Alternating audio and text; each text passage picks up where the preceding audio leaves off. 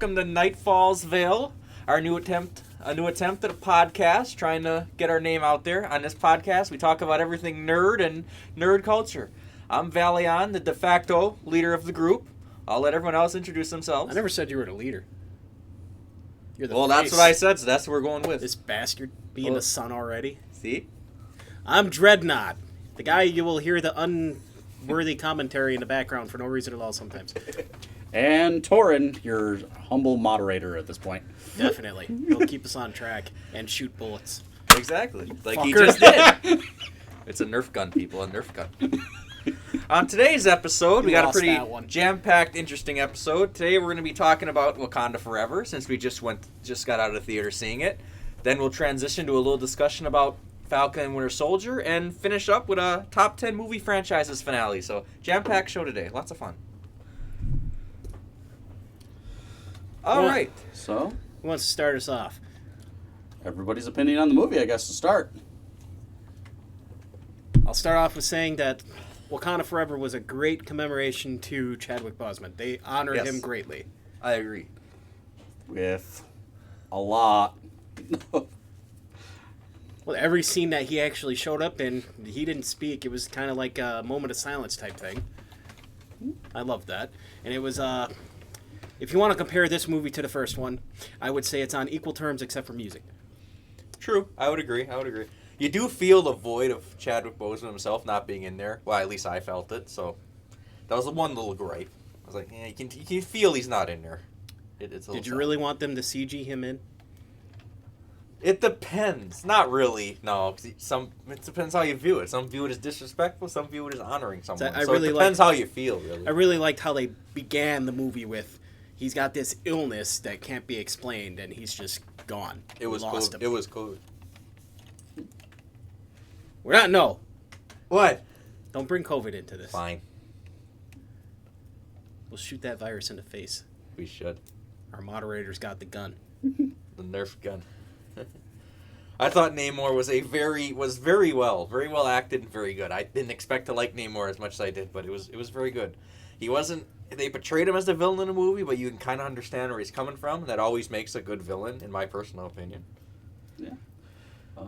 To that point, was Namor's response to everything going on appropriate?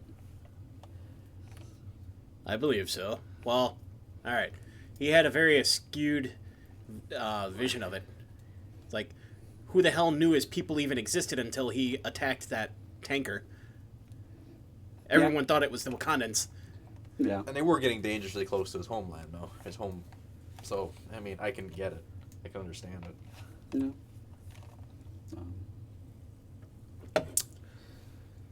Do we have a next point to talk about? Well, or is this just... I don't know if that was going to be where it ended, so I don't want to go humbly into the next point. Well, shit. That was quick. Yeah, there wasn't much discussion anymore. Fine. How about you bring up gripes of the movie? You, as the moderator. Oh, yeah. You know. I wouldn't say I have overall gripes with it. I mean, my one argument was the choice of scenery behind Ramondra during her montage of Be Yourself. Ancestral plane. That's my one critique, is it didn't make sense. It was the ancestral plane instead of the throne room. Didn't make sense to you. It was a very long movie that dragged at times, but I can understand why they did it, because they had to do a lot of story building, a lot of development. Had to get through all the characters that you loved from the first movie. Yep. Reflesh out the characters without Chadwick Boseman to move them along. Exactly. And then introduce Namor and our new Disney Plus show coming out. Riri Williams. Which was actually very good. I think I have to reread the comics to see if they actually changed her character at all, though. Mild interruption, people. I should have said this a while ago, but spoiler warning. I'm sorry. I apologize. Someone should have been on top of that, and I should have been on top of that. Okay. I had to. But yes. Like, have a giant red spoiler alert in the beginning. Just do the sound effect right there. As soon as you hear Black Panther, This is where Dean needs his freaking sound effect board. You'll just hear random things like... We'll evolve. Only episode 1. We'll evolve as we go on. But no, I liked Riri's character a lot. I thought she added a youthful kind of spunkin' vibe to the movie, and to a very vibe. Kind of. What did I do? Kind of a darker tone drab movie. Oh hell no! No, I'm not giving you it. It's gonna go right there. Moderator's looking for his Nerf bullet. We have no reason to be shot right now. Since I need a reason? Damn it. Since it's heavily talked about in anything Marvel nowadays, the CGI wasn't terrible. It was up to par. Wasn't that bad. I feel that's just a straight up topic now with anything MCU. I only noticed one blatantly obvious one where they were about to go off to the final battle where I could tell the glossiness between when she was talking to her girl, where she kept asking her who you saw in the vision. I could see the glossiness from the surrounding. That was about the only time where I thought it was noticeable. Yeah. Yeah. Oh, yeah. I could feel that they took their time with this one, though. They had an extra year and a half to do things with it. Yeah. They should start doing that a bit more. They don't have to overload us with content. And if they do give us content, maybe make it animated. You know, give us a what-if type special that can become canon through, something like Doctor Strange. Oh, yeah. Sorry, that might have been going a little off tangent. Yeah. Oh, it's going to happen. It's going to happen. To loop this back around a little bit. So on a scale of 1 to 10, optimism now for Ironheart as a Disney Plus show. I'm gonna say about an 8. I'm gonna say about an 8. I like the actor. She was real nice, and it worked out. She has energy, like I said, and the Disney Plus shows have been very hit or miss with Disney Plus lately. All the MCU shows on there, but I have a lot of hope. Hopefully, it's one that keeps me really vested for the whole 6 to 8 episodes, however long they choose to run it for. Giving it a lot of heart. Yeah, a lot of heart. I see what you do. Artificial or not. Yeah, but no, I'm pretty excited. I'm curious to see what they do with that. Okay. I'll give it a 7. Yeah. Same main points as him. I maybe only downgraded it because I don't want him to get too, and everybody's going to hate me for saying this, woke with her character, maybe? I don't want him to make it the main point, oh, she's black. Please don't do that. It's a kind of, yeah, I can agree. I can agree to an extent because I'm not a gigantic fan of the whole woke thing. I mean, not trying to offend anybody out there, but whatever. Opinion's an opinion. Moderator, your opinion. I'm going to separate it a little bit. I'm going to go 5. Oof. Oh, boy. But you are the critic of us. But this is why we need you around. Yeah. And the 5 is mainly, I'm okay with what they're doing with her. I just want to see what the villain is or what the villain aspect is going to be. Wait a minute. Very true. Yeah. Who did they say they were going to? I don't know I don't even know if they've said anything yet. Very true, because villains make a story. Very true. I feel comfortable with her arc, but now we need to see what she's dealing with to finish out the rest of the story. Yeah, her hero moment. Who's going to help her grow as a character? Yeah. Her hero moment. It's only half the battle. You got to win the other half. Exactly. One bad day. Oh, Jesus Christ. I can't get a Joker quote in there? Yeah, you got you. Yeah. By the way, since we're doing this today, rest in peace, Kevin Conroy. Yeah. See ya. Yes. We should have done a moment of silence at the beginning, but we got it in. We said rest in peace. Okay. We're reviewing a movie about Chadwick Boseman. Yeah. Moment of silence. It was appropriate. It was appropriate. Okay, what's our next bullet point? For discussion purposes. However much we want to delve into deaths in the movie. Which really only was one big one. With you mean the only one that was really revealed is that he's actually dead? Killmonger? Oh, yeah. Yeah. Well, we assumed he was dead, but now it's confirmed that he's dead. Because otherwise, the only other, I think, would be impactful death would be the Queen. Yeah, like you said. It was impactful, but You honestly, you could have seen it coming a mile away. You're like, she's probably gonna die to just something had to happen for more for development. Yeah. For Siri. I seen it. And I was like, it's coming. It was good. Like I said, the movie was phenomenally acted. So. Hey, you pulled a me there. What? You called her Siri. Yeah, you did. Siri. It's Shuri. Shuri. Sorry. I expected to hear a ding after that. Ding. How can I help you?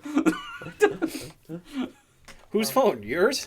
No, none of us have that kind of phone. That would have been funny. None of us have an Apple. That would have been legendary. We're all Android. That would have been legendary. And I love the fact that they bring Michael B. Jordan back as Killmonger. That was phenomenal. 'Cause I love. He's probably up there in my upper echelon of MCU villains as a whole. So it was nice to see him again. I wish he would have played a bigger role, but hey, I gotta be happy with what I got.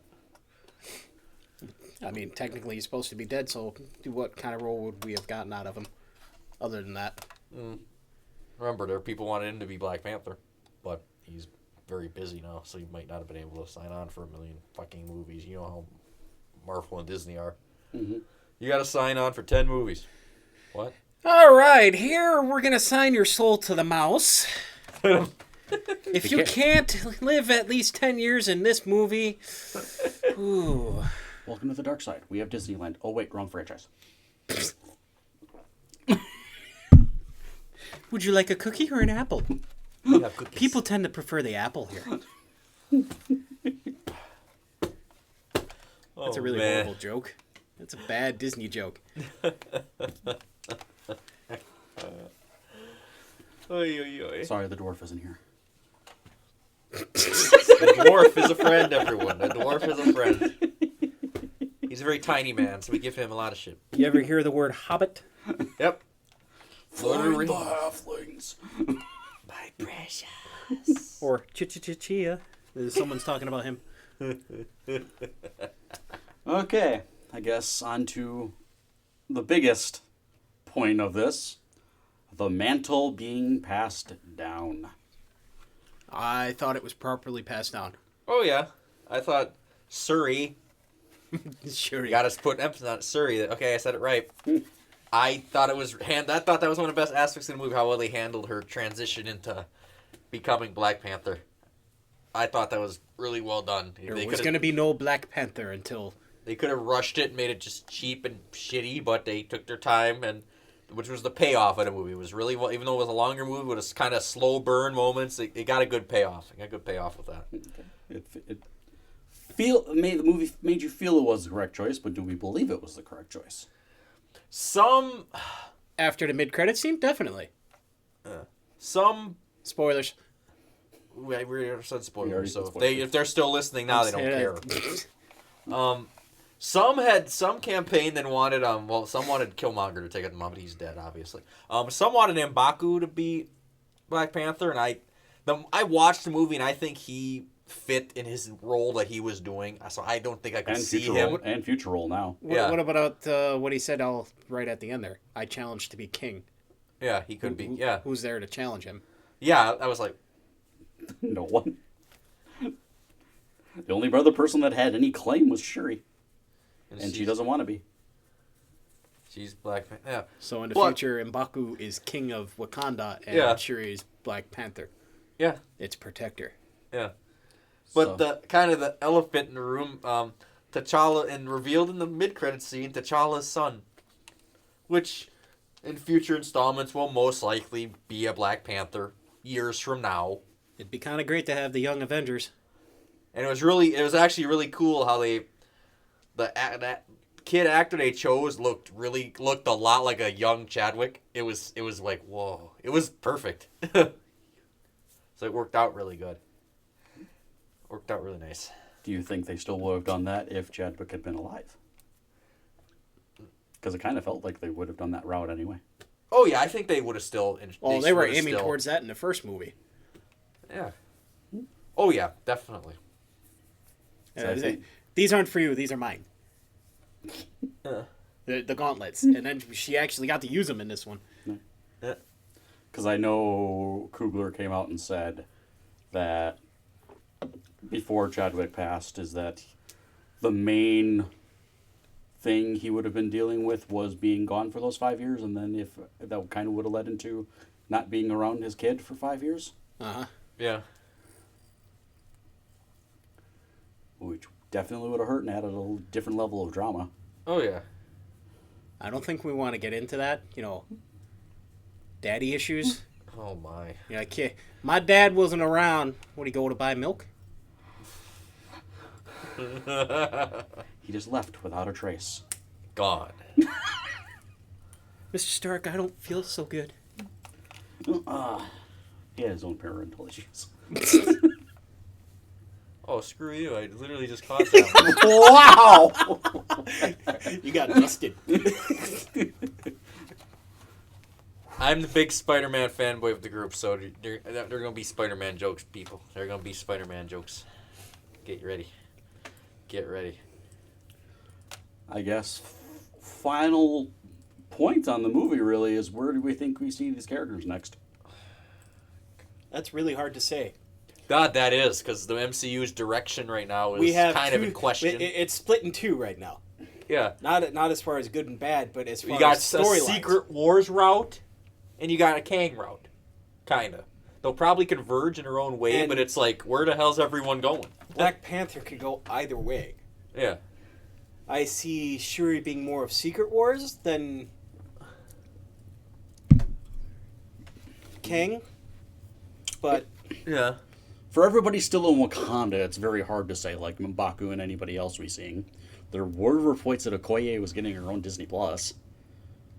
That'd be cool, but at the same time, another one that's going to go for 3 episodes of epicness, and then I'm just going to not care about it? I hope not. Shuri is the hardest one to pin down for where you would definitely see her next.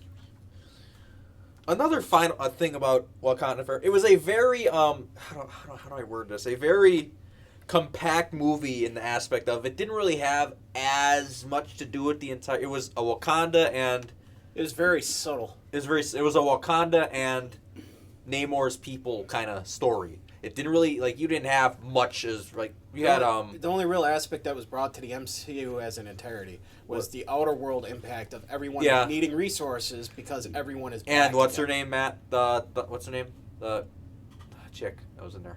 The purple hair, I forget her name. The CIA agent that DeFontaine. DeFontaine. She connected it to the MCU, of course. Are we okay with how they changed Atlantis to Talokan? Well, I think in I was fine, but comics it's called Atlantia or something. I was watching the movie sitting there because I read comics a lot, so I have very good knowledge of this shit. I was sitting there confused, wait, I thought Namor's from Atlantis. What are these names? But bring up a point. Torrin bring up a point. I'm like, what's that? Wasn't that MCU being more realistic and relatable to people as a whole? Yeah, it was probably a good direction. Yeah, I actually like what it made it more logical. Yes. Yeah. I do also think that they're still having issues with contractual rights. They may have not had rights to Atlantis with Namor's story. Disney just hasn't liked doing Atlantis as a story since the movie Atlantis. Yeah, that affected too. But it's the same thing that they've been having with why you don't get a solo Hulk movie. It's because I don't think they have all the rights to. Universal owns the rights to solo Hulk films. Disney can use and I them think in Universal films. had some rights to Namor too, so they may not have rights. I'm still to salty Atlantis. with that. I know. Oh, we're just gonna do Planet Hulk in the background. All right, She-Hulk. Let's introduce Hulk's son in the final fucking episode. We're not touching that right now. Sorry. I love the Thor I'm franchise. sore about that. I know. I love the Thor franchise. Just gonna touch every movie. At least love made sense. Love always makes sense. It's the way it's what to choose instead of hate. This coming from the barbarian in D&D. Hey, I kill them with my axe with love. With love. With love. Is that why you tried to kill a bird with a boner? Yep. With love.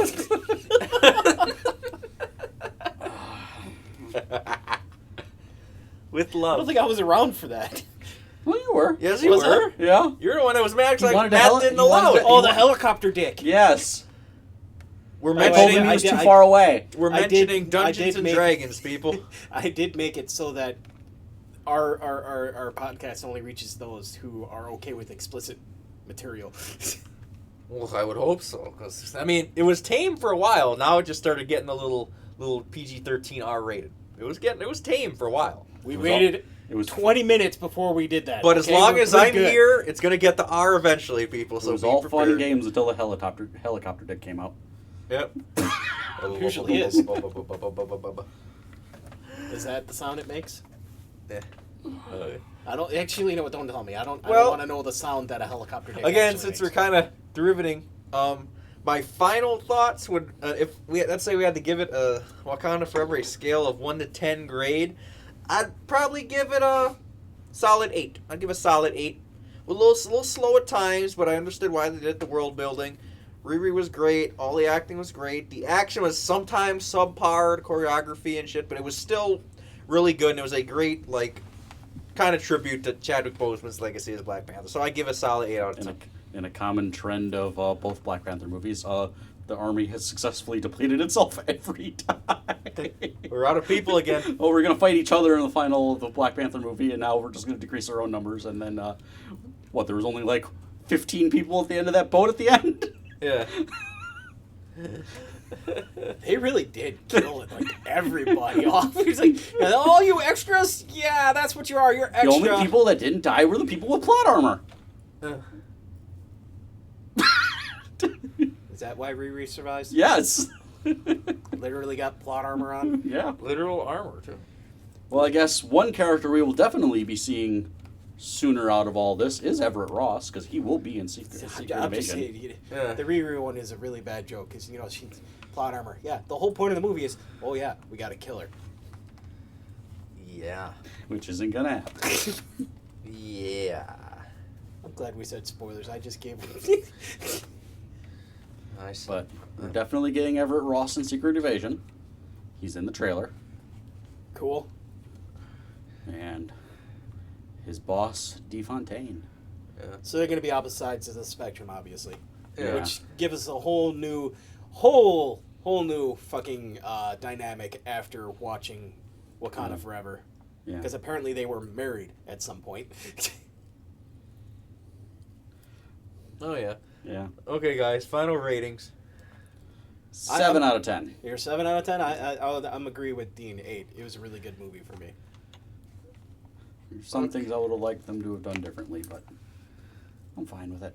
If we're going off of Rotten Tomato standards, it's a certified fresh. Certified fresh. Fuck Rotten Tomatoes. Hey, just because they don't give DC a chance. We will talk about DC eventually, people, not this episode. Would you rather go audience score or Rotten Tomatoes? That depends. Audience score. Yeah, I will agree. Right now, we're the audience. We now have an 8 and 8 and a 7.5. That's an average of what, 8? So yes, that is certified fresh according to audience score. Certified fresh. Plop that sticker, tomato sticker on it. So you already knew it was. Oh boy. So, based on everything we've seen in Black Panther now, do we think that will be the plot for the Thunderbolts? Is getting Thunderbolts dealing with The resources? Yeah. Just taking them from under people? It could be. I could see it. You have Ghost who can literally just go in, grab it, and get out. Nobody's seeing. Yeah. You're gonna have the loud ass Red Guardian though, making it a point. They never said that. They never said the team was gonna be subtle. Despite every other character on the show being a spy. Yeah, yeah. Actually, every single fucking character on that team has been a spy. Except for... I think Taskmaster doesn't count. Taskmaster, it's still stealthy. Even... Actually, never mind. I can't count that because technically she was trained, and I emphasize the she thing, was trained by the Widows, so... Yeah. So the two non-quiet characters are Red Guardian and technically U.S. Agent. Yep. Would you count Yolanda? Yelena? I said Yolanda. She's a Black Widow, so she would be stealthy. You talking about Yelena? Well, stealthy, but is she quiet? She's very voicey. And she likes hot sauce. She's still less talkative than Kate Bishop. Yeah. Okay. Yeah, she did have an issue with that. And she likes hot sauce. Very Are important. you hungry for mac and cheese right now? No. Are you hungry right now? No, I'm just saying she likes hot sauce. You just think she's hot sauce. That's true. Point taken. Yes. Very worthy successor to ScarJo, because I love ScarJo. Whirly. Worthy. Activated the whirly for that, Eddie. Worthy. So, and I guess to track off of Thunderbolt theory.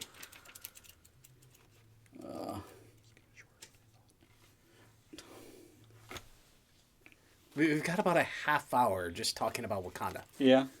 Oh. And some Thunderbolts. So, moving on to Falcon and Winter Soldier. Going into some Disney Plus. I think it was technically the second Disney Plus show to come out, because I think well. WandaVision was first, Yes. then Falcon Winter Soldier. So yeah, Falcon Winter Soldier. But It's this kind of had- weird how they lead. You go from teasing and teasing and teasing of Mephisto going into New World Order. Yeah. They're covering all their bases. They're covering both pathways. Yeah, we're going to give you mysticism, and then we're going to give you politics. Mysticism, it's everything, just They wrapped up combine into each other very well in sometimes. a nice little box, nice little bow on it. So some plot points from Falcon and Winter Soldier. Was Sam giving up the shield okay? To start off. I think it was for Sam to develop as a character and trying to, because he says it pretty much the whole series. You're not gonna fill Steve Rogers' shoes because Steve Rogers was just different. He was just a different human being, and Sam had to learn to be his own Cap, be his own person. He can't be Steve. He's got to be himself. He's got to be Sam.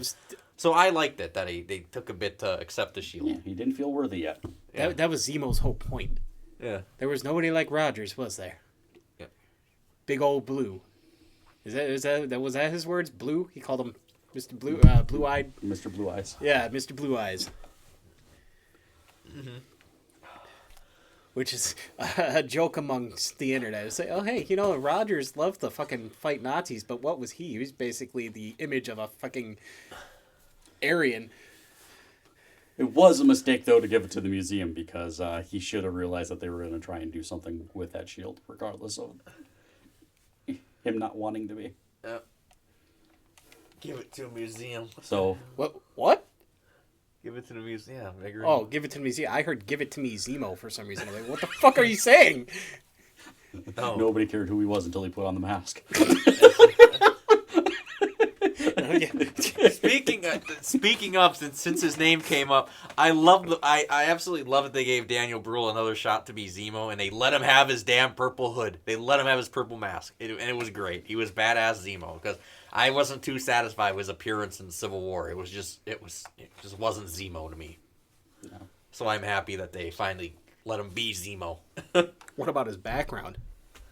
They The finally reason gave for him him Baron. being. Yeah. Finally gave him the Baron title. Yeah.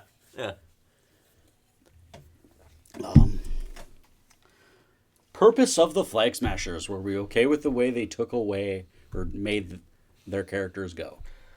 This has come up a lot. I liked their role for the show. It worked out really good. I just, as a person, have issues with hardcore like political themes in shows and stuff. But I liked that I liked it.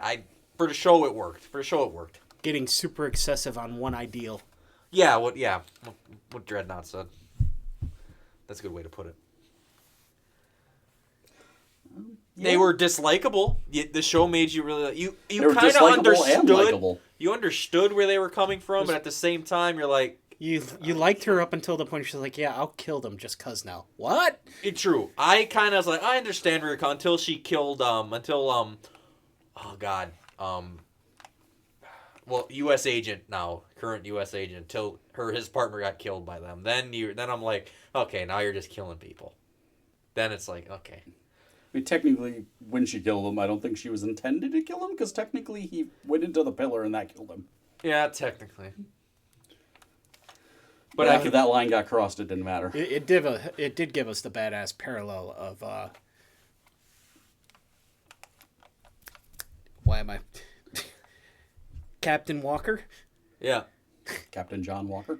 Yeah. I can understand Walker's rage in that moment when he killed the Flag Smasher on the steps to him, on the fountain there. Yeah, to him and Captain Rogers when he literally took the shield and decapitated him. Side note, one of the most they didn't show all of it, but still one of the most brutal scenes MCU's ever done in terms of like violence. They showed a nice pool of blood there. Like, hey, like I'm like all over the shield, all over his face. It was everywhere. Like, well, you're starting to push the bounds a little bit there, which is fine. It wasn't Werewolf by Night blood, but it was good enough. It was a good amount of blood. I would say the purpose of Flag Smashers allowed them to answer a lot of those minor questions, like how they handled the blip. Yeah. Yeah. Like how do you just reacclimate half the population into a universe when you've had 5 years without them? Yeah. It raised questions, and this provided a little bit that it was a struggle to get things back to the way they were. Another thing about the Flag Smashers, they did it on purpose because it gets people to think. They integrate a lot of issues going on in the real world that we live in to make people like think of the show differently and kind of envision the world of the show and stuff. So another point to why I think it worked. They worked for the show. Again, struggle with resources. Yeah, it's a real world problem. So let's put it in there. Then off of that, we got the lack of equity and I guess money problems for heroes that heroes don't get paid all that well apparently. Yeah. Despite working for a former billionaire. Yeah. No money for you. Can't even get a loan from a bank because you're a hero. Nope. Nope. No loans. No loans for you. That is kind of sad. I'm the Falcon. What can I get? Well, can I get your signature? Well, you mean you're going to approve the loan? No, I just want your signature. Yeah. That scene kind of floored me a bit. It's hard to have credit history when you've been blipped for 5 years. Blip. Your credit is non-existent now. You're back? Yeah, you got to start off at 0 again. Sorry. I love how it also developed Bucky Barnes' character a lot too, and it strengthened Sam and Bucky's bond too, because Bucky needs someone since he don't have Steve. Bucky don't really have anyone anymore. I love. So I like that he has that bond now with Sam and his family.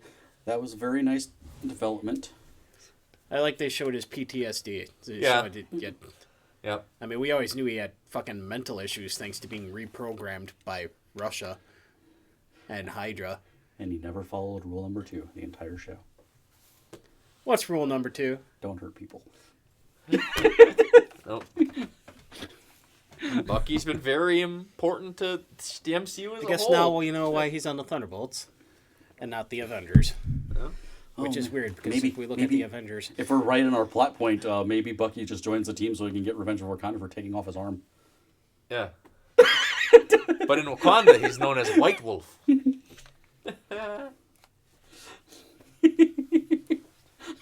It's all revenge for Bucky. That's the entire MCU plot. Revenge. He got a new arm, though. No, they disabled his new arm because they wanted to deactivate him in that fight. Yeah. Well, that's right, they did. They literally just press the button, he just goes limp. Yeah. Did you know they could do that? No! And, another thing, I've said this to everyone here participating in the podcast, but I love the whole... I'm not big on, political issues, in shows. I'm not big on... But if they're done right, they can hit really good. The whole... I don't remember the show perfectly, but the whole black super soldier before or at the same time as Steve that got no credit for anything and you don't think they needed to prison. Sprinkle that in there? Well, that's why I'm happy they did it, because it's stuff that should be talked about. Some people don't get... Dean's already segued into the next point. Introducing the Bradleys. He doesn't even have this up. I know. No. Introducing Isaiah Bradley and the Patriot. That's why I did this when you had made that list for us. Bringing in the bread. Are the Bradleys what I'm talking? Like I said, that's what I'm talking about. Isaiah Bradley. Okay, so that's what I'm talking about, right? Because I'm names. Hey, I am. They didn't technically say his the kid's name, but they did say Isaiah Bradley. Yep. I like that. Didn't they commemorate him at the end of the show though? Like he got his own little thing. Yeah, Isaiah Bradley got his own commemoration. Yeah. Yep. Sam went to bat and got it for him because he was basically he did all sorts of this pretty much the same stuff Steve did, and never got no credit, and even was basically just guinea pig for it. It was rough stuff. But again, they handled it right because stuff like that truly happens in the real world, and that show bring it to light. And it was nice how they did it because he got his, not really bashing anyone really in particular, but they did it besides maybe the government, but in the right way. That ain't gonna really offend no one. It'll make people empathize with the story. Which I like that. Problem these shows try to make you care about stuff, but they do it in the wrong way because they're offending people. They're offending somebody, so everyone gets offended. They get too in your face with it. Yeah, it's like, oh, you're saying fuck you to me, but no, they did it right, and I loved it. That's one of my favorite things about the show. It's like, and I like that. It continues the trend that exists in all the Marvel comics. Everybody tried to reproduce the Super Soldier Serum. Yep. Which leads us right into Red Guardian. How many Super Soldier Serums are there? We've got Hulk's attempt. Yep. And what was creating it with the gamma rays and that we've got. That depends on which background we're actually going for. Well, the MCU. Yeah. Well, the MCU one was that Ruffalo thought it was the gamma radiation. Hulk thought it was gamma radiation. So we got that one. We got Red Guardian for Russia's attempt. We've got Isaiah Bradley now. We've got 1, 2, 3, 4 if you count the Flag Smasher leader. Yeah. Because she didn't inject herself. Didn't they technically stole the rebrand Super Soldier Serum. Yeah. Bucky still counts as well because that was technically Hydra's. Yeah. And we also learned that they weren't the only ones. There was 10 or 15 other pods. Yeah. That failed. No, the Civil War stuff or I think it was touched in Civil War and. Well, that was Zemo's whole backstory is he didn't want super soldiers. Yeah. Yeah. So he killed the ones that were in the base. Yeah. Which kind of leads us into the next bit.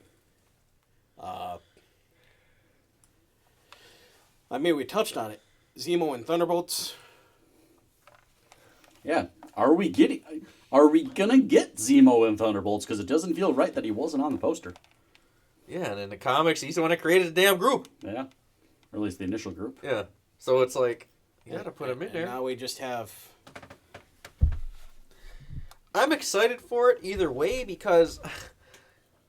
kind of a random DC point, but it goes to my point. I love the Suicide Squad movie that James Gunn did. I love when DC gets a little gritty and it's funny and a little more dark and gritty. I wish Marvel would do that a little more often. Just push the envelope a little bit, just to get some more maturity and some more fun stuff in there. They're too kid friendly sometimes, but they've been going away from that recently. They're being more. Yeah. Then there's also the fans that hate the too gritty because look at. Wanda and Doctor Strange. Yeah. People hated how gritty and that one got. And I just want a nice mesh. I want a nice balance. Nice balance. You just want Mephisto. Yes, I do. Hey, look, Mephisto. Are you going to sit there in your chair holding a beer and pointing at the screen? Yes. Hey, Mephisto. Leo DiCaprio meme. Leonardo DiCaprio meme. Never fails. One point we kind of glossed over is, what did we think of John Walker's Cap? I loved it. It was like a dark mirror version of if Steve was a doucher, kind of, in a way. He wasn't even that big of a doucher. Yeah. He had his own way of getting things done. He was definitely more military than Steve ever was. Yeah. Steve had only been in the military Steve was never really a military man. Yeah. Yeah. He was picked for who his character was. Yeah. He didn't see military action. John Walker did. Yeah. I don't know how I feel about the U.S. He saw military action after being injected versus Walker seen as the PTSD and all that stuff for Purple Heart, Medals of Honor. Yeah, exactly. Yeah. Seeing the consequences of the actions firsthand versus... Yeah. That changes somebody before you get the serum, and then the serum just amplifies it anyway. Yeah. Like Zemo said, it amplifies your inner you. Mm-hmm. I liked it as a change of pace. It was a nice change of pace. It was like a kind of a more aggressive, meaner version of Steve. If Steve was, I think it raises questions about the MCU U.S. government for just the Shield's fine enough that you can just be Captain America. You don't need anything else. You're just soldier's fine. You know, that raises a damn good point, especially since we talked all about Wakanda and all of a sudden just glossed over the whole U.S. connection in France and the governments as a whole just being dicks. Yeah. It's like the U.S. government isn't making a whole lot of smart decisions at this point. Oh no. Actually, we glossed over it quite a bit. It's like, yeah, okay, the U.S. made the Hulk. The U.S. made... I wouldn't say we glossed over it because we did touch on the DeFontaine stuff, and that's kind of where the Thunderbolts is going to be going anyway. That's all going to be U.S. government backed. No Red Hulk, though. Hey, we're getting new Thunderbolt Raw, so you can't say never at this point. Possibly Harrison Ford. It's going to ruin me, though, if it is Harrison Ford, because then all I'm going to see is, what the fuck? We got a Han Solo Hulk? He'll finally be bigger than Chewbacca. Yeah, where's Chewie? Stronger, too. Yeah. He doesn't need Chewbacca's help to rip his arms out of the sockets. No, he can do it himself. He won't have to worry about moons either. Oh, that was a bad rip on the book. Yeah, Star Wars comic reference. But you got to get some of those in there. Sprinkle it in there. But killing someone gets John Walker kicked out of the dishonorable discharge.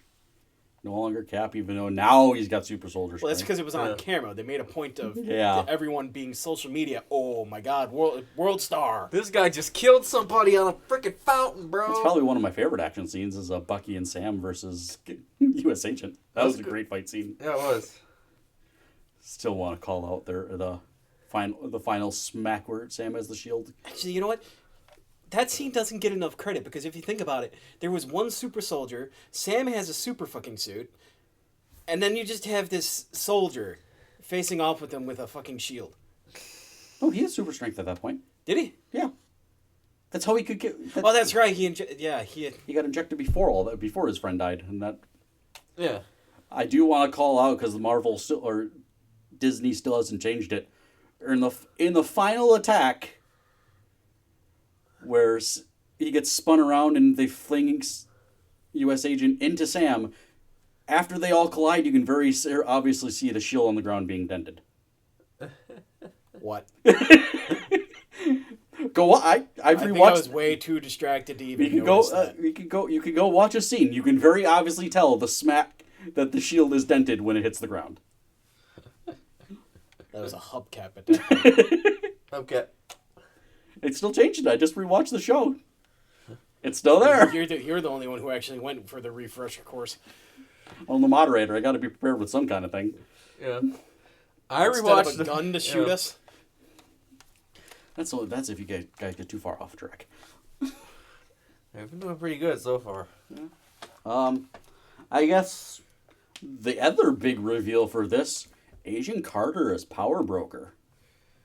You know what? That kind of pissed me cool off aspect. a little bit. I mean, I liked it for what they did with it, but It's like, does that necessarily make Isn't Agent Carter supposed to be Mockingbird? No. No. Oh, wait, who was that? The MCU Mockingbird is reportedly Clinton Barton's wife. Is the last That's right. Oh, yeah. That was that tease. Yeah.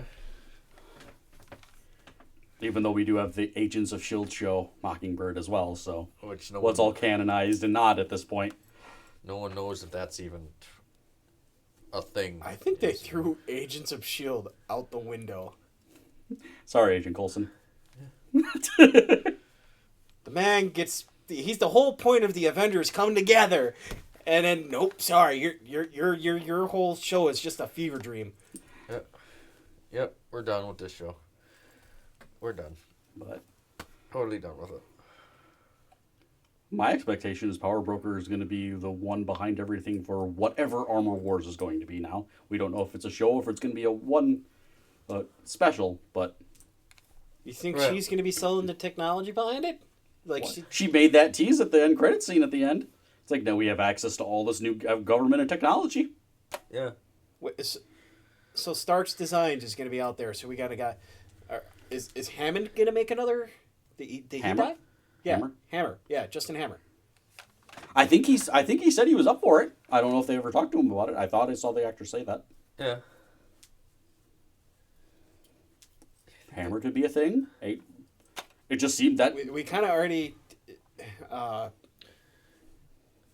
we had War Machine earlier episodes, so there was that tie-in as well. The villain of Iron Man 1. We're not going to see him again. Right. No, because Obadiah Stane is dead. Yeah. The Iron Man 2 Justin villain's Hammer, dead. we could possibly see. Yeah, he's only in jail, but Mickey Rourke's character is dead. Whiplash. Who's Crimson Dynamo? I don't think we touched on much of him. No. Yeah. Huh. Valiant. What? You're going to be my wiki man here? You're going to pull the name of the Crimson Dynamo? I feel... The actor? Did he even show up in I don't the think he's shown up MCU? yet. No, Because I don't think he did. I would remember like Crimson Dino down. So that would be a good play because we already have Red Guardian. Yeah. yeah, but I don't know if he's going to appear in Armor Wars. It'd be a good nod to it. I don't really think they're going to delve into more because we do. Like I said, I don't know if they know. Well, they already said Russia has their own fucking super team. No, that'd be something. Yeah. We technically got Russia would have Ursa. Yeah. Ursa Major. I could see it. But we got him as a human being, I think, instead of a bear. Yeah, there was that tease. That was the prison. Uh-huh. Yeah. I don't know. They've conveniently not talked about Armor Wars, so we don't know a lot about Armor Wars. I'm actually fine with that. That makes us the whole... that we're going to, It was conveniently left off of San Diego Comic-Con, but they brought it back for D23. Yeah. And even it didn't... And I don't even think they did much with the show. Speaking of that, the new timeline that they have... There's a timeline? Well, technically, the movies that they come out is what... I mean... Yeah. They did release one. One of them ones that was blocked out was Deadpool 3, obviously. Don't get me started on that one. What? You don't want to talk about Deadpool? Not right now. The return of Hugh Because of Jackman? Depends on what part of the rumors you're believing about this being Ryan Reynolds' only movie that just came out. There's that talk going on right now too. What talk? He's only going to do one movie, but that they're backtracking on that statement already. You're confusing the shit out of me with this right now. I'm a little lost too. He read an article I didn't read. Yeah, that's been out for the last couple of days. It's like somebody was saying that somebody misconstrued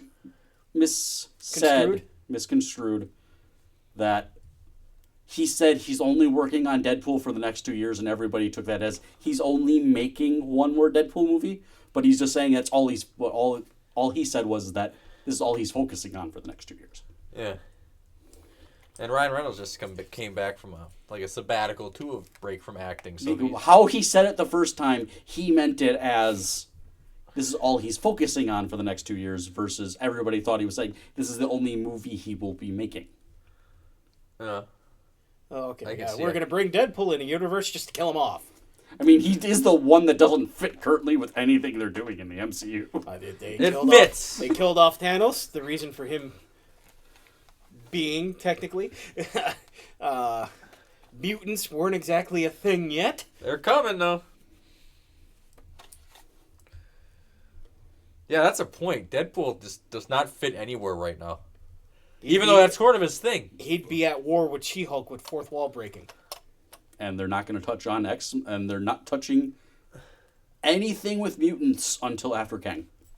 Huh? You're saying you think Kang's going to...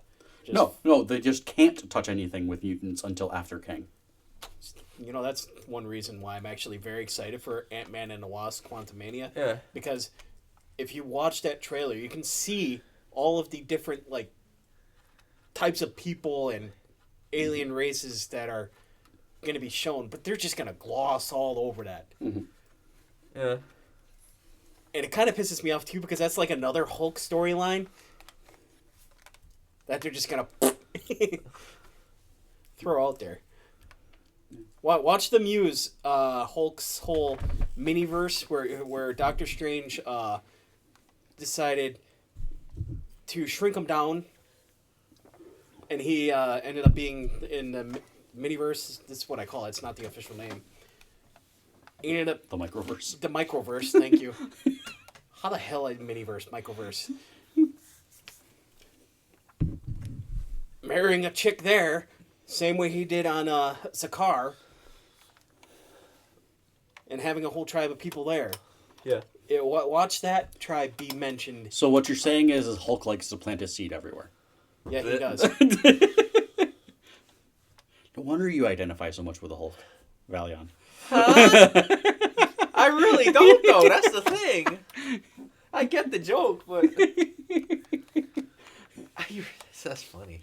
He identifies with Amadeus. Totally awesome. Hulk. In a way. That's not even his name anymore, sadly. So I love how it's Falcon Winter Soldier and we went to Hulk. But that's normal. we kind of tangented off with Deadpool and all that other shit. Oh, and people get some bonus tidbits. There. So You get to know us better this way. off of Agent Carter's Power Broker, my theory of she will be partially responsible or mainly responsible for Armor Wars, depending if they trust Justin Hammer or not. Moderator doing his work. Yeah. Other main characters we'll be seeing more of later. Bucky and John Walker, obviously, in Thunderbolts. Yes. That's going to be an interesting team up based on how those two interacted for that show. Where are we going to see Captain Sam Wilson next? Captain America 4. Yeah. Oh, yeah. NWO. Yep. Which is going to be an interesting thing because they went and named Captain America 4 New World Order when episode 1 of Falcon Winter Soldier was called New World Order. This is what you get for rewatching the episodes. You get all this shit. Yeah. Hey, I never noticed that. This is why you're the moderator. Hey, I never noticed that. It's like they're foreshadowing their own movie. Yeah. Damn it. Yeah. Him having a whole problem with, I get where you're coming from, but you can't do it this way, and then getting a movie called New World Order. Yeah, at D23 they announced New World Order starring Sam Wilson, Isaiah Bradley also being a main character for somehow because he was on stage. Cool. Isaiah Bradley will make his appearance. Well, yeah, are we going to actually get him in his super soldier suit? Who knows at this point? Yeah. That'd be kind of cool. Somebody we didn't really talk about is new Falcon, Danny Ramirez. Oh, yeah. The soldier guy is his. Yeah, we just glossed right over that. Yeah, I glossed over it for that. I didn't want to bring it up until this point for that reason because he will be the new Falcon. Yeah. Mr. Danny Ramirez. Actually, that leads us right back to how they handled the handing off type thing, which I liked what they did with his character too. He wanted to touch and fix those wings up to his specs like right away. And our reported villain of The Leader for New World Order. Fuck off. Same actor and everything, make an appearance. Feige thanking him personally for waiting this long to be featured again. You know, my only issue with that is during the Incredible Hulk movie, I didn't get the Leader vibes from him at all. I got Gargoyle. Yeah. He looked like Gargoyle to me, not the Leader. I mean, sure, his head like swelled up, and he did that. He had a little smile, but that still felt more Gargoyle to me than the Leader. Yeah. And the Leader has more of a grudge against the Hulk. Yeah. For absolutely no fucking reason, and he's constantly coming back to kill him off. Yeah. With his wits, not his strength or anything. Yeah.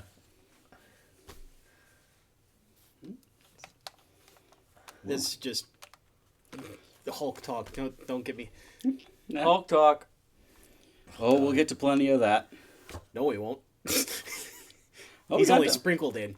Oh, we got to touch on She-Hulk at some point. You're going to go off on your own tangents with She-Hulk. Yes, I will. I will also. Yeah, for different reasons. Little do you know, he's actually twerking in the background. No, he's gonna be freaking Daredevil walking with his boots in his hand. Love it. Love it. Well, Valion, would you like to go into what our finale will be for this? Ooh, our finale. We worked very hard on creating a list of our favorite movie franchises of all time. We wrote a bunch down and organized them in like a top 10 fashion. You omitted something. Non-comic book. And it's non-comic book because most of our episodes are going to be pertaining to comic book stuff. So I figured a break. Let's put it this way: they may have comics, but they aren't based on comics. True. Originally. Yes. For example, I love the MCU. I love Spider-Man franchise is one of my favorites. The Batman franchise is one of my favorites, but they're comic book related. They will be talked about plenty. So I figured let's get other franchises some love in this top 10 type thing. So we're gonna go from 10 to 1. We'll all do our 10s. We'll all do our 9s in that order. We'll start with the moderator this time around. Yeah. Starting with me. Now I took this as meant something to me more as a kid, influenced me as a person. So my number 10 is the Rocky franchise. Hey, it's a good one. I like how he answered that one. Hey. You want to go clockwise or counterclockwise? Clockwise is fine. Fuck. People will probably hate where I put this one, but James Bond is my number 10. I'm surprised he put it that low, but okay. It's high. Foreshadowing. It's higher on mine, but it is on mine. Now, what are we? Let's just put it this way: it's on my list in the 10 because it highly influenced my childhood and family members. It's on every fucking holiday. Now, it's right there with A Christmas Story. Are we going to? I take it the discussion is going to be after, or I take it we're just giving the lists right now. No, maybe give it the numbers and you can give little comments. Tidbits, If you have any critiques on it, but if you want. Not really. Just surprised it's that low. But for Jay, for fucking not for whatever. I mean, you guys. I just gave his government name away, but. Okay. Dean, what's your 10? My 10 is going to surprise people, but I had to go with my childhood. My 10 is Toy Story. Okay. That's an honorary one for me. Oh, it's on mine. Right, Ducky. It's on mine. All right. Any comments on my Rocky? Toy Story? No. I love I already loved the way he answered to it. It's good one. Anyone got some beef? I'll delve more into Toy Story, but that definitely shaped my childhood, guaranteed. It's still shaping it because it's not done making Toy stuff Story yet. 4. That goodbye with Woody and Buzz, man. I was God. What year did that come out? 19? 19. I was like 20. I think it was I don't know. Fucking COVID screwed my time. I was in my mid-20s and I was ready to cry like a baby. That's how much that scene hurt. The ending of 3 hurts and the ending of 4, both of them hurt. Oh yeah, for Andy reasons. giving oh. They did it to us twice, man. It's amazing that they can take that long of a break in between and still make you feel the same exact way with both of them. My dumbass was about to say, man, I kind of want to go through rewatch a Toy Story. Where can I watch those? I got Disney Plus. What am I talking about? Oh, God. Number 9. Keep in mind, we have no sponsors. We just shout out shit. Number 9, Indiana Jones. Hey. Ooh. I'm glossing over 4. I'm glossing. That was my. I am actually surprised I did not have that on my list. I don't know why. Because that is another one right there. Yeah. 1, 2, and 3, all shaped different parts. I liked the Young Indiana Jones series as well. So the entirety of Indiana Jones, and I'm weird for this. I did like 4 for a certain reason that it was trying to hand it off. Yeah. But then Shia LaBeouf kind of fucked it up. Yeah. Just do it. He went through some shit. I didn't know how I felt about aliens, but it was okay. But yes, that did add a little bit more to it. Well, they already had mysticism. Sci-fi wasn't a faraway leap. I was just happy that they paid off the Ark? Yeah, the Ark where they were storing everything. I was just happy that they paid that off. Oh yeah. Warehouse 13. Woo! Sorry, that's another nerd tangent. Okay, number 9 for me, Ace Ventura. There we go. First comedy so far. Oh, I've got a bit of them. Well, I've got a bit of Yeah. Good stuff. I'm probably the one person in the group where comedy shapes who I am. Some of Jim Carrey's finest work. Yeah. It's probably his. Well, I would have said The Mask, but it's not exactly a franchise. No, it's a one-off. No. I know they have a sequel to it, but that character is basically a one-off. Yes. The way I counted this as not a franchise is because he didn't return. Yeah.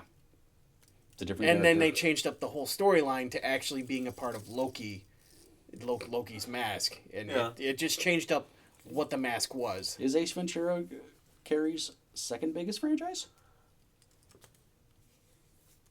God. No, That's hard to call. Well, obviously number one's Dumb and Dumber because it's got how many movies? 3? Is it 3 or 4? 3 with him. Okay. I say, Okay. Yeah, because they made a younger one that was with them. Yeah. Yep. So he's in 3. Yep. Actually, yeah. I think almost qualified because he has a lot of standalone stuff. So it's like, Oh yeah. There was only one movie of his that I didn't really get into because it was so out there for him and me. My view of him was the number 23, but it was a good movie. Mm-hmm. But all right, that's enough on that. I said Ace Ventura. My number 9 will be controversial, but Michael Bay's Transformers. That's not for I me. enjoyed 1 and 2. They went a little off the rails, but I enjoyed them. The fact that they let Peter Cullen voice Optimus again in all of them was just nostalgic as hell. They're good action movies. They go very off the rails after about 3. I mean, you got Dark of the Moon. They basically blow up half of Currently Chicago. 5 movies in. Yeah. There's 5. Yeah, Dark of the Moon, Age of Extinction. Now the Dinobots are going to be coming. One, Transformers. Transformers 2 was Revenge of the Fallen. Revenge of the Fallen. That's actually where it started to veer off from actual True. lore. I don't even think This is just coming from a Transformers fan as a whole. Well, I wouldn't say Revenge of the Fallen did because it took away some. It took some of the stuff from history of Transformers and the Transformers movie, Yeah. the original movie. And you know everyone just loves to give Michael Bay So shit. I thought 2 was a good sequel. 3 is where things really. Which one was... That's where it definitely 3 veered was... off. Which one was... What was the name of That was 3? Dark Side of the Moon. Dark Side of the Moon. Dark of the Where Moon. that's not Quintessa, is it? No, Quintessa was Age of Extinction. Yeah. Yeah, that was... Yeah. Then we got the 2 Wahlberg movies after Dark Side of the Moon, and now we're getting Beast Wars. I'm excited for Beast Wars. Who's the lead? Beast Wars happens to be my favorite. Who's supposed to be the lead for Beast Wars? Who's the human? It's Mark again, isn't it? No, Mark's out. Mark's out? I'm going to look it up. Phones are available. We can look at our phones. You're supposed to be Wiki Man as well. Come on. I ain't followed Beast Wars. You're my that name much. guy. I'm trying to stay away from as much news as possible because I actually want to be excited about this movie because as far as Transformers goes, I mean, we got Beast Wars Transformers- was... Anthony Ramos, Dominic Anthony Fishback. Ramos will be the main lead. Wait, did you say Hopkins? Anthony Ramos. Ramos, Dominique okay. Fishback.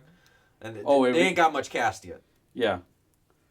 Oh, They've that's got right, the- because it's technically another one of those prequel movies, but they're in... Oh, did you see who's the voice of Optimus Primal? Hellboy. Hellboy, yeah. Why Huber we're saying that? or We know his Perlman? actual name. Perlman. Ron Perlman. Okay. He's a great pick for voice for Primal. Can you just imagine Ron Perlman saying, that's just Prime? Yeah. But, I mean, after 3, they went off the rails. I believe 3 was where he killed Megatron. I know Megatron died in...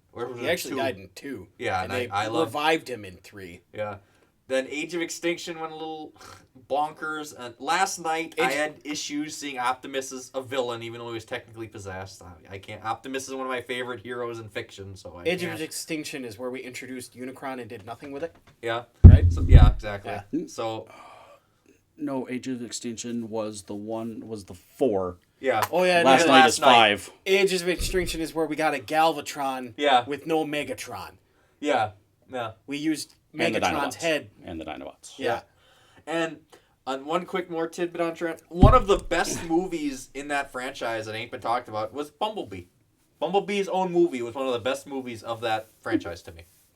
Did I Johnson don't even- do it for what? you? I didn't even see him in the movie. Don't do that. Okay, that's Trent. That was 9 for you. Yep. All right, time to get to my... This is where I put my... one that I was asking earlier about what constitutes as a film franchise. Okay. Oh, What God. do you got for us? Pokemon the movie franchise. I said shaped my childhood. Pokemon shaped everybody's childhood for the most part. It's true. I know for him, the first Pokemon he'll think of is Pokemon 3000 with Entei. Because it's like a lion dog. Yeah. I loved all three of the original ones. Pokemon the original movie, Pokemon... Is I Choose You Mewtwo? Oh, that was the sequel of Mewtwo. That was like 4 or 5. Mewtwo Strikes Back. Yeah. Was Pokemon 2000 one of them? The one with Lugia? Yeah, that Yes. was the second. That was the second movie. The second one. Entei was the third movie. Yep. That's And it. then they went Pokemon 2000, Pokemon 3000. It was weird how they progressed with the names. I don't think Entei was the 3000. Yeah, I thought see, it that was just the one with the yeah. that was the unknown with the little letters. That's the only one I can memorize the name for, aside from Mewtwo Strikes Back. And then I like the one with Rayquaza and Deoxys though too. That was a more modern one. Sorry, Pokemon fans, if I said that wrong. Rayquaza, whatever. Leave me alone. Rayquaza. No, So I said it right. But it's not Pokemon 3000. It's Pokemon 3, the movie. Mandela It's Pokemon effect. 2000 was Mandela Lugia effect. I blame one. Mandela. I blame Mandela. on that Pokemon one. 2000 is the You second You want me one. to go to my house right now and grab the fucking movie case where it says Pokemon 3000 right on it? Yeah, Mandela- Pokemon the movie 2000 was the second one. There God was no damn it. 3000. I thought I was right. I had to get a Mandela effect. All right. Well, no, totally acceptable. They got us chatting. See, 8 for me is Gremlins. Hey, There we go. Gizmo. Look at that. I have horror and comedy. Mogwai. I don't know why Gremlins counts as horror though. It doesn't for me. Somebody at my job will obviously talk about is Gremlins a Halloween movie or a Christmas movie? It's technically both. Same with Halloween. For me, it's a Christmas movie. It's celebrating It's celebrating Christmas, celebrating but Christmas. it's creatures. Like, that was his Christmas present, and actually, I think it was his Christmas and birthday present. That's how poor the family was. I heavily related to the main villain of Gremlins, Spike. Let's put it this way: that movie gave me a dream as a kid to become an inventor that I never really paid off. Just don't. Mogwais are cute. Just don't get them It gave me my Or feed creation, them. or feed them. imagination. Don't do it. Don't do it. So we're not feeding you after midnight. Don't do it. You're gonna get a bunch of me's, different personalities. Oh boy. Oh God. The dangers. All right, Val. You're like, don't go down that road. Oh no, we don't need that. Number 8 for Val. My number 8. No series in the history of franchises just defines what family is than this one. The Fast and the Furious. I had to do it. I made a Fast and the Furious joke last night, and it nailed. It was great. I mean, Toretto's not Jesus, bro. No. Me and my friends are playing a legacy game where you continuously back to back. We're in the second half of it, and 2 of us already had characters that were in a relationship together in the narrative. But meanwhile, Is this a group of guys playing? yes. You had to roll. You choose one of 4 characters. You only got 4 options, so no matter what, you have somebody who's playing in a relationship with someone. Unfortunately, but you add new characters as you go, and other people can switch. One of them is our daughter, and the synergy of all 4 of our group that we decided when somebody's changed it to a daughter was the greatest synergy we'd ever had in a game. And as we were discussing it, it's like, well, this settles it. The only thing that matters, family. why it's on my list. It's Did any of you become ghetto space cowboys? No. Yeah, it was great. It's got a great cast. There's great action. Every movie is entertaining. You can pick apart the plot and story all you want. You can. But I only like picking apart the change in plot from 1 and 2 all of a sudden to something else. they went from street You have racing. a brother now. Yeah, that I couldn't see. They went. I knew it was coming. You always know when it's coming. There's a reason you couldn't see him the rest of the franchise. He wasn't there. They go from street racing 1 and 2 to secret agent action films, and it you just get used to it. Do we have You totally skipped over 3.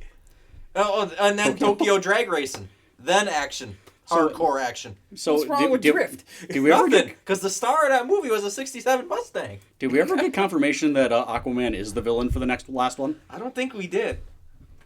I don't think. I know he's in the movie, but I don't know if he's the villain. I don't Wait, what? know. Aquaman's the guest character for Jason Momoa. Yeah. You threw me for a fucking loop. We're talking about movie series. You say Aquaman. My last statement for Fast and movie Furious. franchise. Yeah, there's only one. It's got the ultimate like trifecta for men movies. It's got action. It's got women. It's got cars. Done. There you go. All right. My number 7, which is going to be a little bit poetic because we just got a trailer for number 4, John Wick. That's really great. Yeah, he's just going about movies for men, and you go and pull out John Wick. And you can't go wrong with the angel, Keanu Reeves. And all of us are dog lovers, so... Yeah. And his car was a Mustang. Bro! I have a Mustang, listeners. Okay, that's established. That's This is why we're never going to get away from Gotham. We're never going to get away from Fast and Furious. We're never going to get away... Anytime a Mustang shows up. Jay, I'm done. I just love all of the guest cameos and all the actors they pull in for this movie because now we're getting Donnie Yen, we're getting Pennywise, we're getting Skarsgård, Wow. Bill Skarsgård. Yeah, Love him, great actor. and we're also getting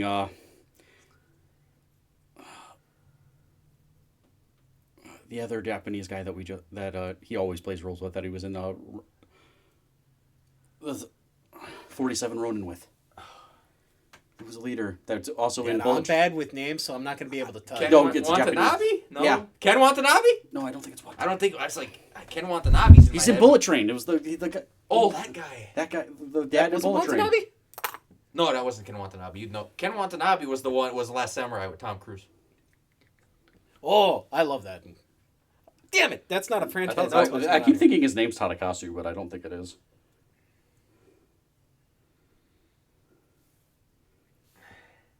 Hiroki Sanada. Yeah. Sonata. Hiroyuki Sanada. All right. Your turn with 7. Sherlock Holmes. Hey. Oh, you went the Robert Downey route. Yeah. Well, no, I just am an absolute Sherlock Holmes fan. I love the detective series. In fact, I have another detective on here. Lovely. We're still waiting on number 3. Are we getting a number 3? I don't think we are. Robert Downey Jr. is going to be in his fucking 60s by the time they actually... And Jude Law's busy making a Star Wars movie now, so... Oh. Shit. I think that was announced. I believe he's one of the main cast for one of their upcoming Star Wars series. What is that now? It's not Acolyte, it's something else. It's the one after Acolyte. Is it the Skeleton Crew or something? I thought it was... Skeleton Crew in Star Wars. Yeah, we're just going to throw this fucking ship out there and see if it survives. It's going to be called The Last of Us. I'm looking forward to that series, so shut up. And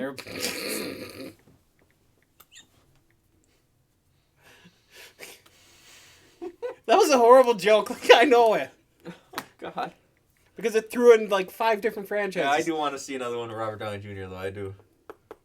Patience, They did his movies excellently. Patience, Did they? Okay. The only gripe I had with the Sherlock series is that I think they rushed the Moriarty battle. Yeah. Like 2, they killed each other off. You need patience, my dear Watson. Elementary. My dear Watson. Oh, God. Skeleton Crew is the name of the Star Wars series. How is that a stuff? I don't. Whatever. Okay, moving on. Oh, well, And if Sherlock Holmes 3 is in production, it's listed as an upcoming role. Shit. Well, my number. Are we moving on? Yes. My number 7 is the first. Same is John Wick also. Oh, we did manage to tie. We were wondering if that was actually going to happen. I think I'm the only person that might have something. I like the fact that Jay might have, or I keep using his government name. Dreadnought. Dreadnought. Don't care. I'll get used to it.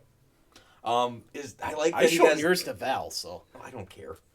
I like that we got different I've ones. been calling him moderator instead of Torin. We'll get it. This is just the first episode. We'll get it. We'll get used to it.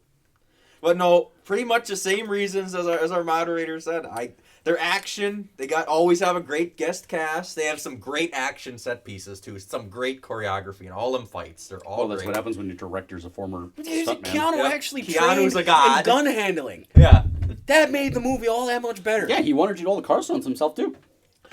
Since it's one thing I can add to this though, There was since only one unscientific scene in the whole entire series, and people have a gripe with is the sword scene where he sticks a sword in the bike. Like, yeah, that's unscientific. Well, the rest of the fucking movie works, so shut up. One thing, since we're talking about John Wick, for the listeners out there, I gotta recommend a movie that I didn't think it's similar to John Wick, but it's called The Protege. Yeah. Everyone go out and please watch that movie. It is a great, if you like John Wick, you will like that movie. Maggie Q with Michael Keaton, Samuel. It's a great movie. I did not expect, this is a great movie. I just had to add something different to John Wick. I'll recommend a John Wick similar movie. That movie. instantly made me think of one of our favorite magic movies. The Prestige. Don't worry, we'll do a top 10 just individual movies also, listeners. Okay, Watch me not moving even on. be able to put that on there. All right, 6 is where we get to James Bond for me. Hey! My dad introduced me to that show, and that's stuck with me ever since. That was I've seen. How about since I had James Bond, you had James Bond. I don't know if you have it on your list. Is James Bond also your 6? No, James Bond was his 10. That was my 10. Oh, James Bond is in my honorable mentions. Nice. I only put it in my honorable mention because it has ups and downs. There's movies I loved, and then I didn't. I don't love it as a whole. Skyfall might be in my top 10 all time. That's movies. What I was gonna say. Since we each had a love for James Bond, it's in your honorary. Your favorite version of James Bond? Wait, overall, actor? Yes. That is close. It's close. I lean. It's gonna be kind of the cliche pick, but I lean Craig. Pierce Brosnan is second, but I lean Craig. Pierce is mine. Because for some reason I have Die Another Day is stuck in my fucking head, and it's not because of Madonna. Both of those ring true for me because Craig probably arguably has the best story arc. True. Between all of the James Bonds. Because it's actually set. Yeah, because it elevated that. Going through the movies, doing this really quick, Casino Royale was a good starting point. What was second was Quantum of Solace, right? Yep. I didn't really... Quantum of Solace is his weakest. I found that movie very boring. I'm sorry. I didn't like that as much. What was 3 was Spectre? No, 3 was Skyfall. 3 was Skyfall. Skyfall is top 10, one of my favorite movies of all time. Javier Beltran, I think that's his name, was just as Silva was one of the best villains I've ever seen on screen. My favorite comic book villain is Joker. I love charisma and energy as a villain. That was phenomenal, and there was great action in it. And as it was touched on, Craig had No Time to... What was the last one called? No Time to Die? No Time to Die. No Time to Die. You technically did skip over Spectre on that point, but Spectre's the next one. Spectre was also... It was solid. It was probably... Might have been my... it might have been above Casino Royale, but it was good. Oh, God. Christopher Waltz is great. Christopher Waltz is great in everything he does. But No Time to Die was just a beautiful ending to Craig's story. So it was sad, but I loved it. It was another Wakanda Forever. Yeah. His story ended, and they did it beautifully. Just to add a little bit, I just love the original. Sean, I'm not going to lie there. Yeah, the only reason I went with Pierce is because those movies... We all had a different one. I can recite those in my head. And Sean Connery is the only one that I absolutely love his voice. Yeah. Well, you got easily one of the top 10 voices of all time. Yeah. We all know who number 1 is. It's kind of funny because none of us picked the one that did James Bond the longest. Well, you're talking about voices. Wait until I say my number 6. Oh, God. We're on 6, right? Yeah. Yeah. Is it my turn? Yeah. Police Academy. Oh, God. Like Michael Winslow from Police Academy. Yes. When you're talking about voice actors, you gotta say him. That guy got me inspired to try out. I got the whole Blu-ray set, all 7 or 8 movies at home. What? Never seen him. You've never seen Police Academy? I gotta bring the Blu-rays. At least 1 and 2. I gotta bring the Blu-rays. 3, 4, 5, 6. Those doesn't matter, but 1 and 2. I vaguely know what you're talking about. I'm having trouble pictures of what we watching a Police Academy next weekend with Matt. He's like, no, I will, damn it. You're watching the other 2 movies. Next weekend is Winnie the Pooh and The Menu. The Menu. Well, Matt might probably gonna come see Menu. No, wait, no. Up in the Air. That's up in the air. I don't know what movie we're seeing Tuesday, so I gotta. That's up in the air because depending. Or that Tuesday. I know what I'm seeing this Tuesday. Okay. Wakanda again? Torin can do his own movie review just for this. Yeah.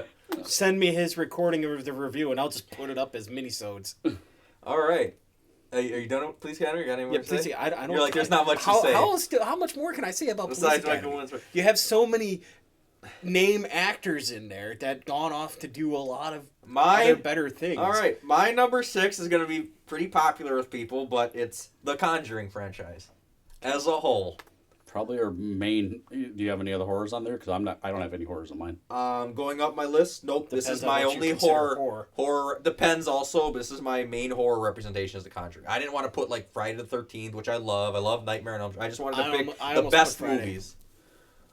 I love Conjuring. They're great. They're good old-fashioned horror movies. They're not cheap with their jump scares. They're in there, but they're not cheap with them. I love the fact that they focus on Ed and Lorraine Warren, who are actual ghost hunters. Stop doing that. Stop doing that. If you ever seen a movie Smile, my podcast partner here keeps smiling at me. Go see Your Smile. head didn't swing. Good movie. Oh, that felt good. I didn't need to do that more often. But a lot of the Conjuring movies are based on real cases that the Warrens investigated in real life. And not just the Conjuring, but movies 1, 2, and 3. But as a whole, like, I loved all the Annabelle movies. I view them as, it's a franchise. The Annabelle movies were all pretty good. If you don't like dolls, don't watch it. Curse of La Llorona was good. I think A Conjuring 4 is in the works. The Nun was probably the weakest one, but still a solid movie. Like I said, they're scary and they got good stories. I watch every one of them the second they come out. They're really good. I like them a lot. Okay, that's all I got. Number 5, my next repeat, Toy Story. Hey! All right, since we each have Toy Story on there, somewheres. Yep. Toy Story. Mine's in my honorary. Okay. Favorite Toy Story? Movie? Oh. And if you can't do that, favorite Toy Story toy? I'll do both. My favorite Toy Story is Toy Story 2. It's 2. Because of Emperor Zurg. I just loved what the 2 did with the sequel. Woody's been shelved. Two worked for me.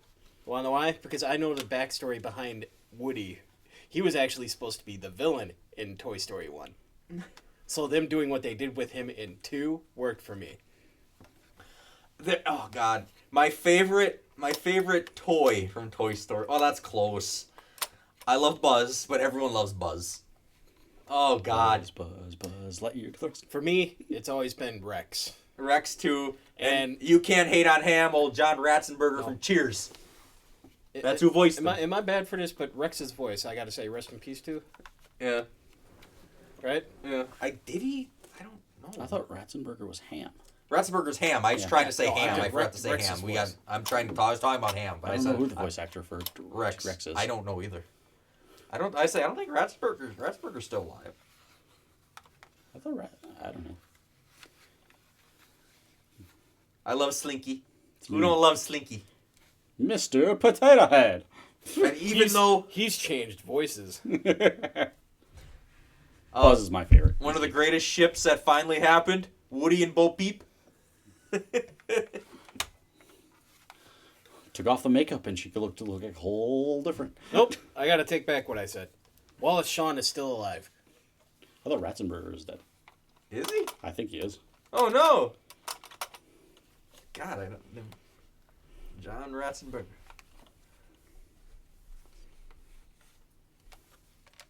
Was that right? Can you not spell Ratzenberger? You know, it's actually really hard if you don't know it right. It should fill out. No, he's still alive. Okay, good. He's still going to be voicing every Pixar film. Okay. God, what else I was gonna say? Evil Knievel in 4 was great. Keanu Reeves. Keanu. I didn't even recognize his voice. You didn't recognize his voice? No, I in did that? not. Evil Knievel. Oh, Duke. God. You know, no, I'm surprised. You know what? I'm surprised. 3 isn't your favorite? What? Ken. Oh no, not Ken. Nothing about 3 though. Underrated villain for Pixar, Lotso. Oh yeah. Wasn't he? Who voiced him? John Goodman. Did John? No. Who voiced Lotso? I know who voiced Lotso. Let him look it up. You go into your number 5. Do my number 5? Yeah. You did yours already? Toy Story. Okay. Jeez. Well, it started the tangent, man. Yeah, you know. You're supposed to be the moderator. I did. I kept it straight. Ned Beatty. Ned Beatty. Ned Beatty voiced Lotso. I knew it was Great someone. job. My number 5, and this is as a whole, both the old movies and the new series, Planet of the Apes. Okay. I knew it would be in there. I knew it would be in there somewhere. How did you know?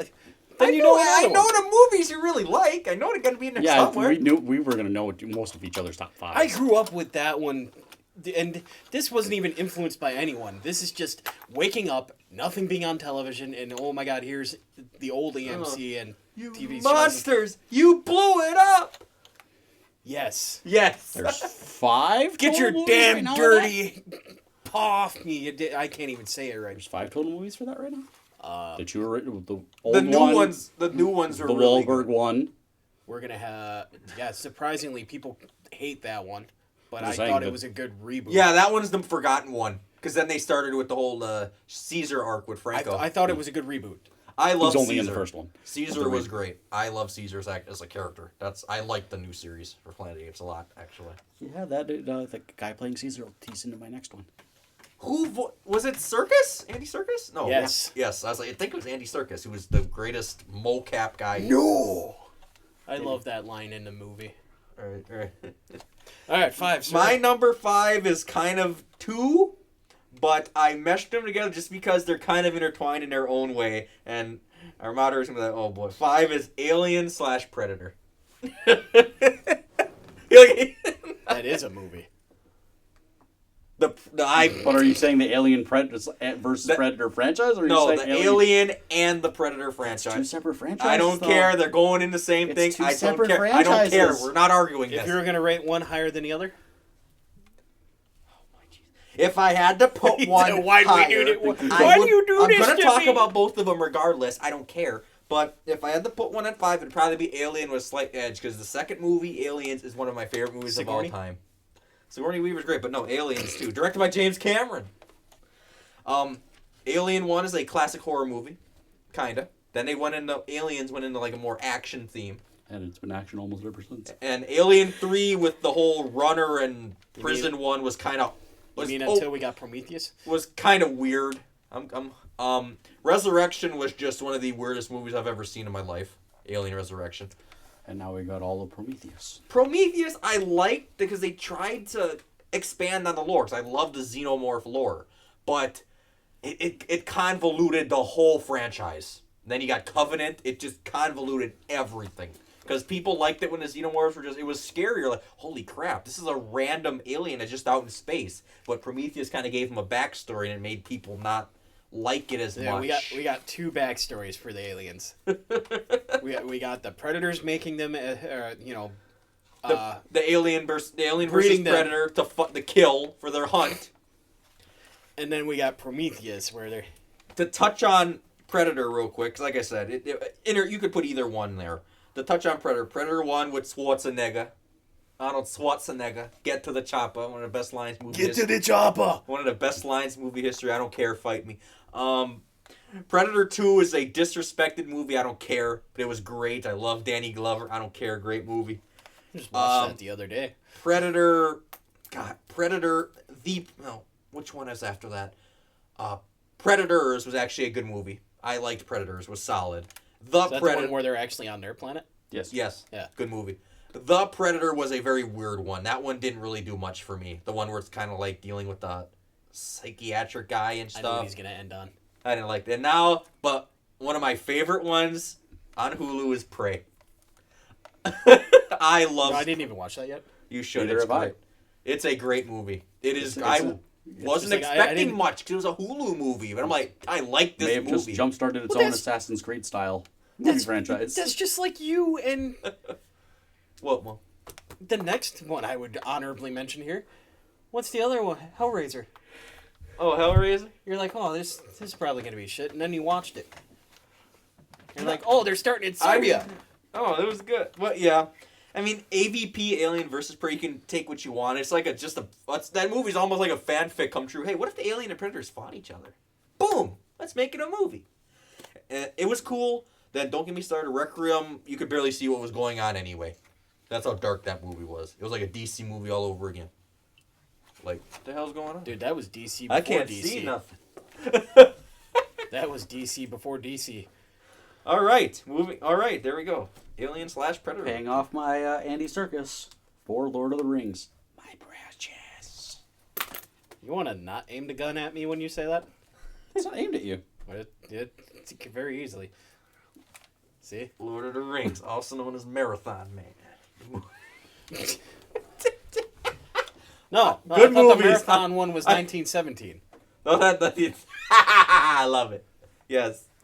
I love Lord of the Rings as a series, but I give them shit 'cause it's a lot of walking, okay? But I want the moderator to talk about it. You want to do the whole freaking Clerks? I'm not doing the whole skit. I want to know I want the moderator to talk. It's my fantasy genre. I love my fantasy.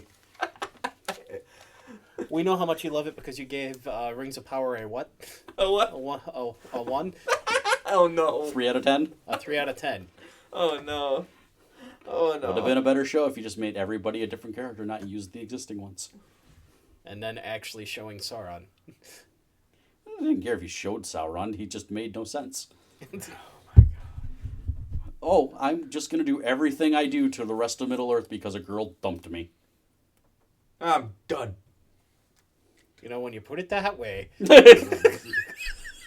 I'm going to commit mass genocide against humans because an elf dumped me. Why humans? An elf dumped me. I'm going to kill the humans. I will say one thing about Lord of the Rings, that was dope. I'm going to create ogres and trolls and shit, but fuck the humans. A few things. I love Sauron, even though I love Sauron's armor, even though you only see it for like a grand total of 5 seconds. It's still badass. Even when he's an eye, he's a cool looking eye, but if you watch Family Guy, Sauron's eye is totally ruined because he lost his contact lens. Where is it? Stop. Everybody stop. Our moderator would know their actual names. I forget. I love the ring race that look for the ring. Nazgul. I love them. They're great. Even though I'm not. That's a spoiler. The Nazgul. The Nazgul. He puts such a finesse on the words Nazgul. Gollum. What's his name? Golem. Oh, and going back to the No, hold on. Yeah, get a little closer to the mic when you do it that way, dude. Hi, precious. I don't think anyone heard you in the back. Technically a different franchise, but Benedict Cumberbatch voicing Smaug in Hobbit. Great. That's still a different franchise technically. I said the Lord of the Rings franchise. Yeah. Isn't it called Lord of the Rings Hobbit, or is it called? No, it's just Hobbit? the Hobbit. Huh. Same universe, different franchise technically. Can't forget the greatness. But you accept that that's actually. Yeah. Okay. The greatness of Sir Ian McKellen. All right. 4. Wow, 4. Yep. Men in Black. Hey, here we That would have go. been an honorable mention for me. That will be. You know what's sad for this one is I actually include international on that. I like international. People didn't. I'm leaving the podcast. Valiant is up. What? Fuck you. You love Chris. You're damn right I do, but I can't. He was as much a gullible fool in that one as he was in Ghostbusters. Who are you gonna call? I'm surprised that's not on my list. Fuck. It's true. The good thing is I'm just getting particularly now. I like the fact that these are all movies that could have also been in my top 10, but I didn't write them down. That's what I hate about. I can't do an actual top 10. I just love movies as a whole. Men in Black International is just what happens when you bring Thor and Valkyrie into it. Yeah. I'm raising the middle finger to one of my favorite things, Men in Black 3, when Will Smith goes back in time, and he's gotta get with his partner. And his partner's like, and he's talking to his, hey, I gotta tell you something, but you're not gonna believe it. Because he's paired with Thanos. Josh Brolin, yes. And he tells him he's from the future. Him. Oh, okay. Just normal. Well, Men in Black. Okay. Okay. All right. With that, what the hell kind of accent would you call that? Where he's actually imitating. We're. What's the actor's name? Kay's actor, the original guy. Tommy Lee Jones. Thank you. Tommy Lee. I'm just this bad with fucking names. I'm like, Tommy Lee. I just wanted to see you struggle. Love seeing struggle. The struggle. We're in the nitty gritty. We in the top 5. This is why the discussions are getting We're on better. from the top 3. Yeah, well, I'm on 4. But... You ready? I'm moving on to Val. My number 4 is gonna be a surprise, but here comes discussion. Your Wizard Harry. Harry Potter. It's on my list. I'll count the original 7 movies, but I won't count the Deathly Hallows. okay, 8. Yeah, there's 8. There's 9 movies, 8 books. Yeah. Okay. Yeah, great. 9. And I'm not counting the Fantastic Beasts and Where to Find Them. Yeah, yeah, that's something different. Because, Dumbledore's secret gets ruined by Vale. Don't bring that up. Oh, God. But... And the different people playing. You Grindelwald. rewatch them. Okay, the Harry Potter, and this is coming off of like a few months ago. I bought the 8-pack of Blu-ray at Target, at Walmart, because it was on sale for like $40. So I rewatched all of them. Not a sponsor. Not a sponsor. They're good deals though, but not a sponsor. Do an episode where you just tour Walmart. All right, this is the vegetable aisle. Dean, put the corn away. Put it away. Put that eggplant down. Put the eggplant down. Quit comparing. But no, Sorcerer's Stone started off good. It was a very kid friendly movie, but still a good movie. Chamber of Secrets builded up the whole Tom Riddle, Voldemort mystery, and I love that whole mystery aspect. That really hooked me. And then the best part about the Harry, the basilisk. I did. The best part. Love snakes. Jesus Christ. The best part is that Prisoner of Azkaban. That whole franchise just goes so dark in one movie. It's great. Like, damn. Who the hell? They suck the soul out of the movie. What were you expecting? Yes, I had to make that joke. No, I was going to compare the Ring Race to Dementors. And I was like, nope, that's going to spoil Harry Potter's on my list. But I personally love how the intro to Harry Potter is always darker in every movie. what? I'm all trying good. to stay away from a joke about him liking the Dementors and the whole sucking thing. Shut up. God, I loved going through them. Goblet of Fire was great because I'm sorry. Robert Pattinson dies. I'm not saying I want him to die, but He Cedric wasn't. Diggory. That's my boy. Why am I making fun of that He scene? wasn't a vampire yet, though. And now he's just a bat. There's a lot of well, we can Emo. talk. He kept the emo. We can talk more about these ones, but I like that Voldemort is probably a top upper echelon villain in fiction. Voldemort was great. They had a good build up to him. Jeez, there's a lot of sad moments in the Harry Potter. One of my favorites, Sirius Black, is my favorite character in that whole series, and he dies. That was sad. Now I had trouble there. Gary Oldman. The redemption arc of Snape. Yes, yep. Because he Rest in peace. Yep. Wasn't that Alan Rickman? Yep. Rest in peace. Yep. That was his whole loving. The voice of the Sorting Hat just died. What? Yeah, he just died in the last couple weeks. Dude, the entirety of the Harry Potter verse is dying on us. We still got Daniel Radcliffe and Rupert Grint, even though no one cares about him. And Emma Watson. I don't think Daniel Radcliffe is gonna die on us. He played. Oh, Weird no! Al. He's Weird Al now. I thought you were going to bring up that he got AIDS in the Brothers Grimsby. No. I think you need to cut that part out. No, Daniel Radcliffe is fine. He is totally fine. It's the Brothers Grimsby, another funny movie. Go watch it. Even though I just killed one of my co-hosts. He didn't die in the Brothers Grimsby, so he didn't die in real life. The little kid, on the other hand, He loved it. You just wanted to bring up the elephant bukkake. Oh, no, we're not going there. But, yes, Harry Potter is my number 4. Well, then I guess I'll follow that up with number 3, Harry Potter. Okay.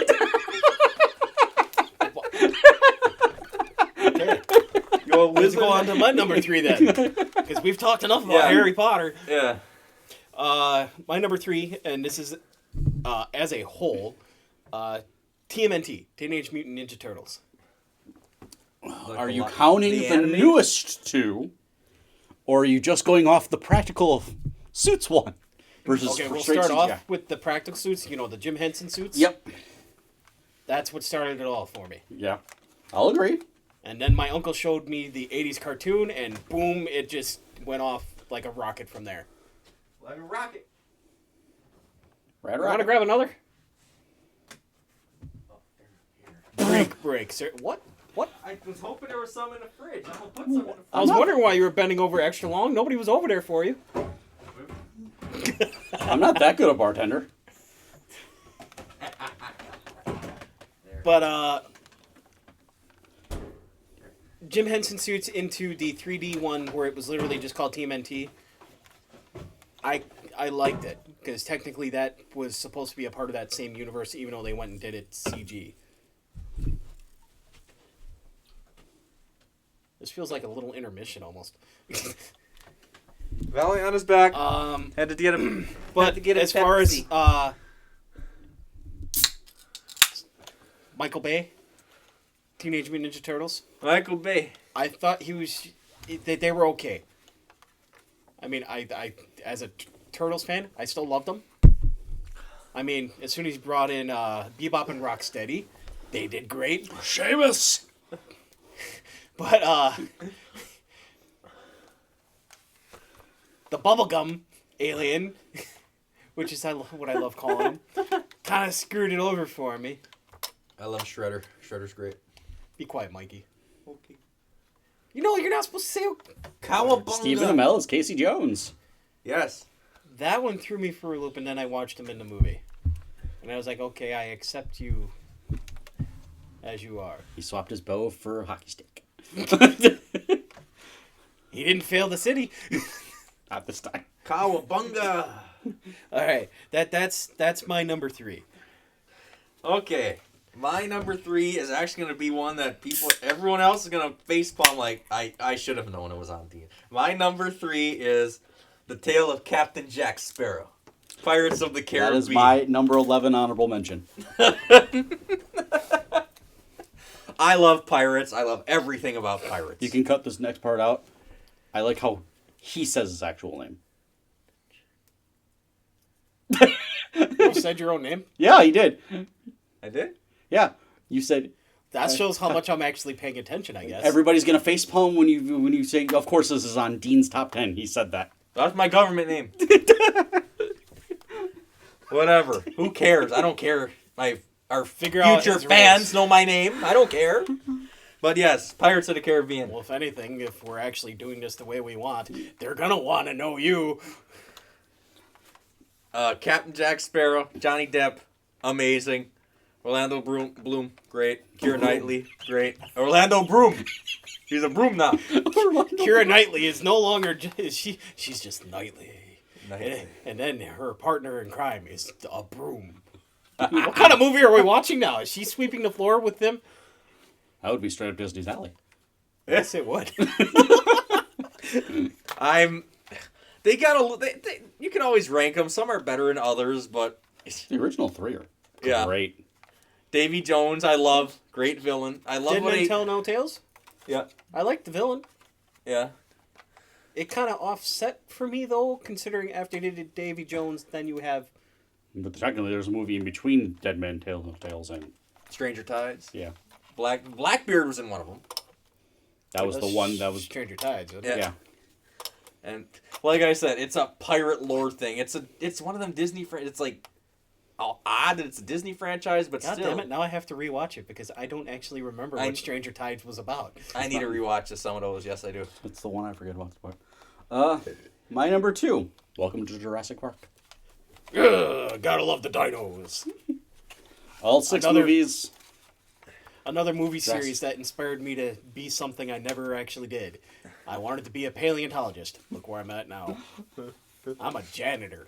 Yeah, archaeologists and paleontologists don't pay that well. Hey, I would at least love my job. You wanted to study bones your whole life? Well, I do have you next to me, so it's... There it is! I did it on purpose, just to get that. Good Lord. Don't let the little ones or young people Jeez, I can't do jokes like that. People are going to think I'm gay. You weren't? No. entirely so serious. Bad enough I get it from my mother when she's drunk.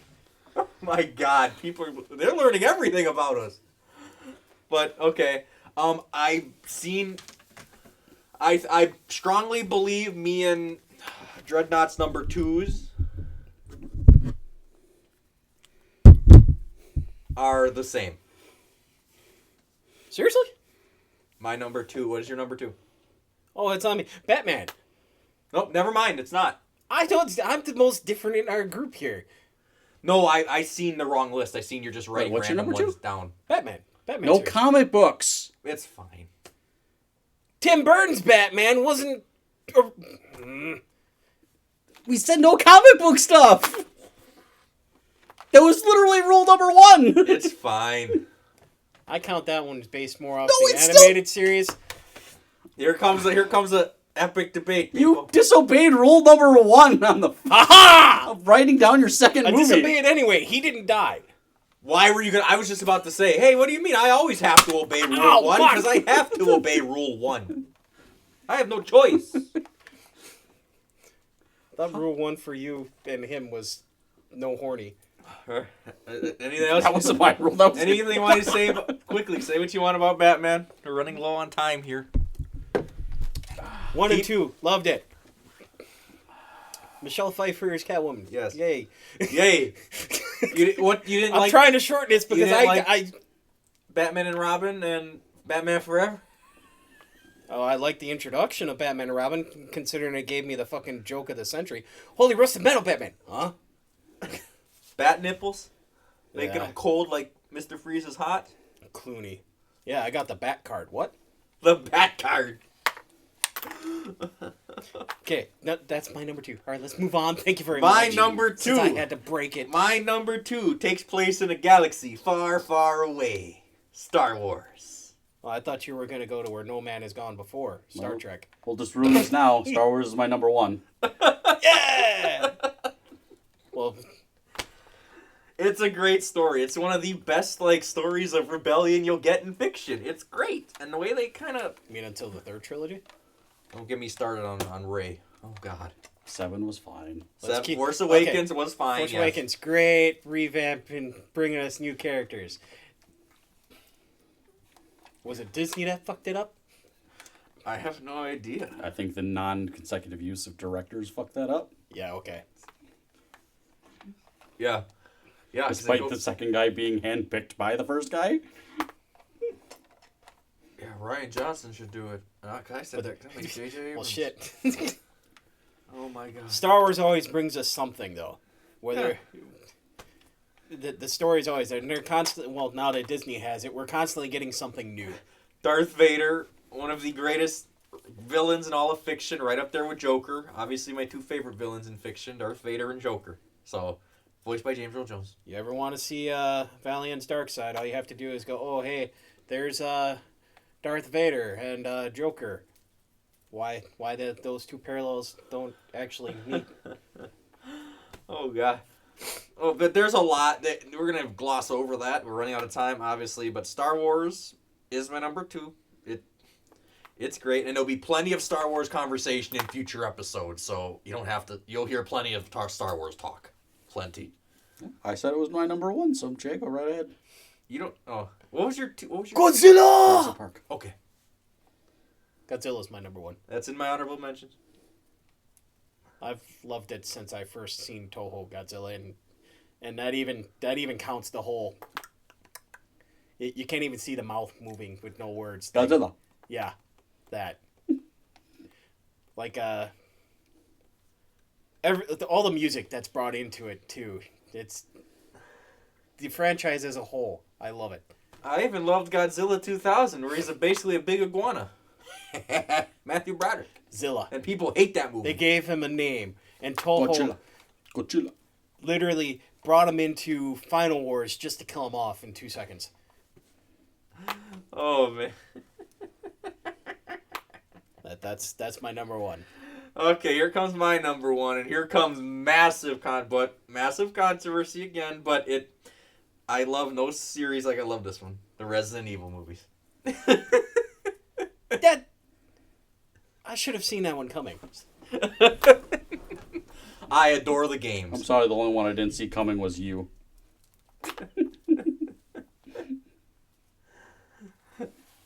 I knew which one he hadn't said yet. What? I knew which one he hadn't said yet. I rewatch them like every few months. I literally probably rewatch all of them. They're great action movies. I love zombies. Say the real reason you Mila love them. Jovovich is a goddess to me. There you go. There's the main reason right there. It has to do with his heritage. But a lot of it's probably the games, and also not just the Mila Jovovich movies, but even the one Sony just released that came out. That was I great. thought was Raccoon a good. City? Welcome to Raccoon City was a good movie. I liked that movie. Isn't anything spectacular to most people know, but I'm kind of pissed that it wasn't greenlit for They sequel, ain't was it? said nothing yet. It's Resident Evil. They're not gonna just let it die. They're gonna it gets a pass. It's zombies. They're not going to let it die. It got a pass because it came out during COVID. It just barely made more than its budget, but it got a pass that came out during COVID times. So those movies kind of get passes. That damn virus. So, All right, look at that. A virus killing a movie about virus. oh yeah, Resident Evil. Okay. Well, Valion, take us home. Oh, okay, everyone. It might have been. Apologize if it was a little rough, but it was our first episode. We'll work out the kinks and get everything working perfectly for the next few times. Thank you for listening. We appreciate you. And if you're ever in the Milwaukee, Wisconsin, United States area, please check out Badger Collectibles. Well, look at your honorable mention right there. Yeah, you need yourself a It's Funko I Pop. gotta Go to men- Badger Collectibles. And go see Juan. Best pop salesman guy you'll ever meet. So that's all I gotta say. Here's signing off. Everyone signing off. Have a great rest of the Dreadnought, day. Valiant, and Torin, even though we called him moderator most of the thing. Exactly. Good night, folks.